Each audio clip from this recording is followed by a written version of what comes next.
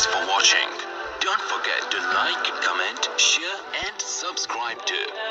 عقیقے میں گائے یا اونٹ ذبح کرنا کیسا ہے؟ محترم بھائیوں، میں آپ کو تفصیل سے سمجھاتا ہوں شروع سے۔ عقیقے کا مطلب کیا ہے؟ عقیقہ عین سے عق یا عق باب ہے، یعنی کہ خون بہانا۔ تو 7ویں دن خون بہایا جائے، یہ نبی مکرم صلی اللہ علیہ وآلہ وسلم سے ثابت ہے۔ پھر یہ بھی نبی مکرم صلی اللہ علیہ وسلم سے ثابت ہے شاتانی متکافئتان، کہ اگر بیٹا پیدا ہو تو 2 بکریاں ذبح کی جائیں۔ تو ایک حدیث میں آتا ہے کہ آپ دونوں مذکر بھی ذبح کر سکتے ہیں، بکریاں بھی ذبح کر سکتے ہیں، دونوں بیڑیاں بھی، اور پھر دمبے بھی ذبح کر سکتے ہیں۔ تو اگر بیٹی پیدا ہوئی ہے تو 1 بکرا یا 1 بکری، یعنی کہ واحد ایک ذبح کرنا بس۔ تو محترم بھائیوں، کچھ علماء مفتیہ اکرام کہتے ہیں کہ گائے کی بھی، یعنی کہ اگر بیٹا پیدا ہو تو ہم گائے بھی ذبح کر سکتے ہیں عقیقے میں۔ تو گائے میں 7 حصے ہوتے ہیں، تو 3 بیٹے 1 بیٹی بھی آ جاتی ہے اور 7 بیٹیاں بھی آ جاتی ہیں۔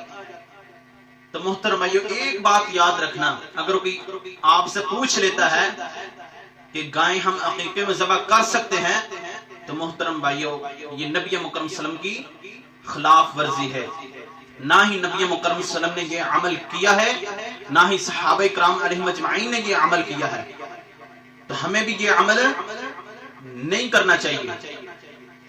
اور اسی طرح سنن الکبری البہقی کے اندر حدیث ہے کہ سیدنا عائشہ صدیقہ رضی اللہ عنہ کے گھر میں